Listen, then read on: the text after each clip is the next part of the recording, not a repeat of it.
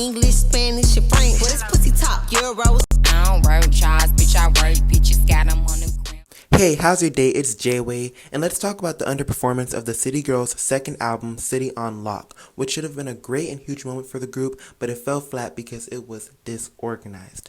Now, before I get into the album's underperformance, I want to talk about the events leading up to the album's release. The City Girls first gained fame and attention after featuring on Drake's In My Feelings in 2018. In May 2018, they dropped their first official mixtape, period, after being discovered by Quality Control when their song Fuck That Nigga blew up on SoundCloud. In 2018, they became the most talked about new artists. But things made a sharp turn when JT was sentenced to prison for committing credit card fraud in July 2018. So the other half of the group, Young Miami, had to maintain and hold down the momentum of the group with multiple features and songs throughout JT's prison sentence. And I want to highlight the songs that Young Miami did and how well they did. So let's take a look. Period.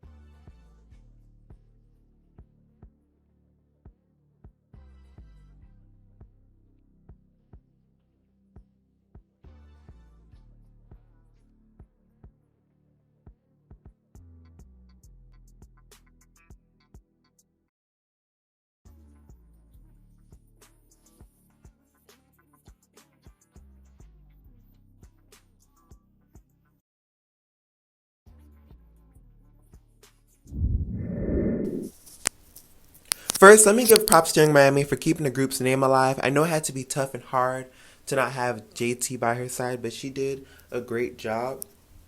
Now, most of these songs, they didn't chart, but they had high streaming numbers.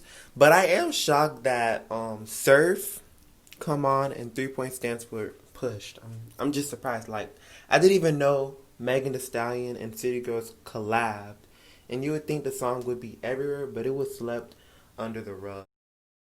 Out of all the songs that were listed, the three biggest songs that got the most attention were Twerk, Act Up, and Wiggle It. After highlighting how Young Miami kept the City Girls name alive and she kept holding down the momentum with all the songs and features, now I'm going to fast forward to when JT First Day Out dropped, which was on October 8th, 2019, where she discussed her prison experience, addressed rumors such as, the City Girls falling off, And then there was a rumor about JT being pregnant by the officer in the prison. And and it's basically, saying that, I'm back and I'm gonna be doing business and nothing's gonna change. And I really like JT First Day Out because it's something way different from what they always rap about, sex, fucking nigga, get rich type shit. It's something different, and it definitely shows that JT has, great rapping skills. So I really love JT First Day Out. When JT First Day Out dropped, that's when Carisha gave birth to her newborn son. So the group, even though they were back together, they couldn't do anything because Carisha just gave birth. But during that moment between JT First Day Out and to their second album, City on Lock, it was just stagnant. Like they didn't do anything. So you have JT back, the free JT thing going on. Everybody's excited, and they didn't follow up that momentum. Like the group came back. You should have done something. But nothing was done during that period. Even though Young Miami was giving birth the same week that JT got out, JT could have done songs where she didn't have her verse, so she could have made remixes or freestyles. She could have done something to keep that momentum going. And then when I looked at their new documentary, City Girls, the series, it was a very short documentary. This wasn't something like full length or feature length. It was very I think 30 to 40 minutes. So honestly, they could have released each episode either every week or every other week. They could have done that. And what they could have done also is have JT do freestyles and re-record verses from the songs that she didn't get to feature her verse on. So people know, oh shit, they doing something new. Let's keep it going. Da da da da da. They did not do that. So these are songs that I picked out that would have been cool for JT to do like a remix, freestyle, or like re-record her verse on. So it's something that she could have done along with the documentary being released, because the documentary were in parts and the episodes were really short. So with those songs and remixes, she could have, did a song every week along with the episode, each episode coming out. So these are the songs that I picked out that would have been cool if they did something, well, JT did her own freestyle remix on. City Girl Summer, Hot Girl Summer remix. This would have been dope just for the fact that it was such a big moment for Megan Thee Stallion and Nicki and Ty Dolla $ign to work together and sample Act Up, their breakout hit. So why not, JT do a freestyle or a remix on it? That would have been cool to drop. My Type freestyle. Young Miami did the remix, the official remix with Jway Aiko. So JT, she could have added her verse to that song or made a freestyle to it, and that would have been cool. Surf, which should have been a bigger hit. That song go hard. She could have added her verse to that song, and it would have brought more life to it. So I forgot to mention this with the their biggest songs from 2019. Leave 'Em Alone. That was another thing that the City Girls did. JT could have added her verse to this song. After JT dropped like those remixes and freestyles, like let's say if she did that to keep with the marketing, they should have done a City Girls medley and like welcoming JT back, and then they should have dropped Jobs right after that.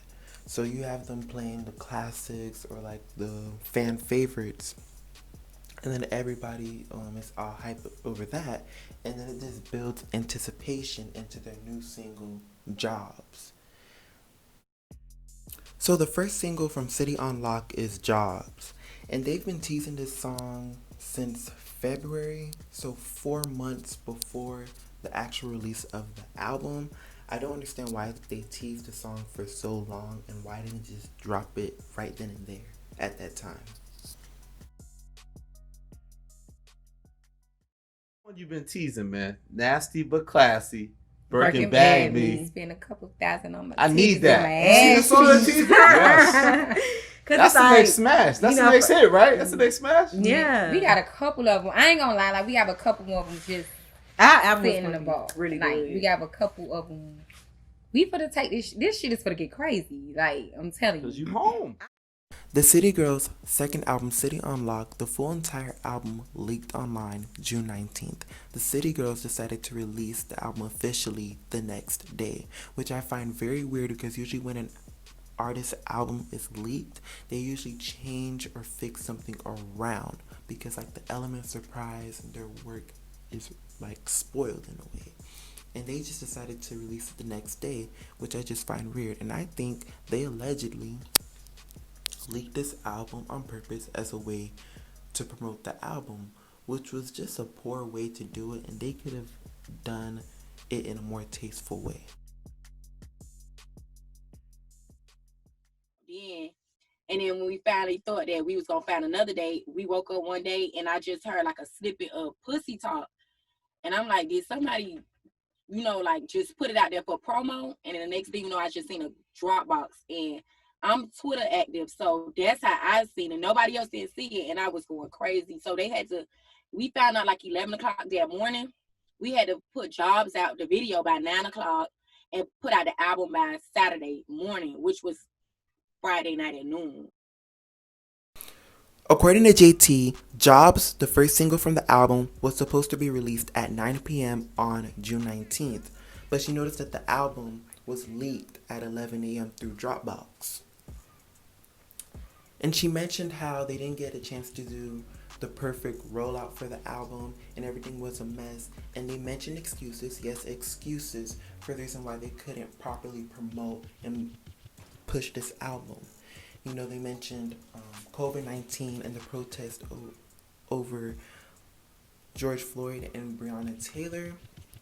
And I think that's a lot of excuses because y'all been teasing that song since February. And then 4 months pass in June. So from February to June, that's 4 months. You're trying to release the album. But that wouldn't even have been a perfect rollout anyways if they were to drop the song and then put the album out. It's like there is no follow through. There is no consistency. Like there's a gap. And their last song that they did together, You Tried It, it didn't get the same attention that Act Up got. It didn't get that same, push. No one was as excited or hyped for that single. So that was like their latest song that they did at that time. And then you tease the song, but you don't release it. I don't get it. With all this, COVID-19 and the protesting going on, y'all could have had time to record an EP. Do an EP, 7 songs, and then that could have built hype for your new album. You're trying to do the perfect rollout. That just doesn't sound like the perfect rollout to put the song, then drop the album, and then there's 4 months of nothing. It would have still been a mess, and it wouldn't have improved. You know what I mean? So it's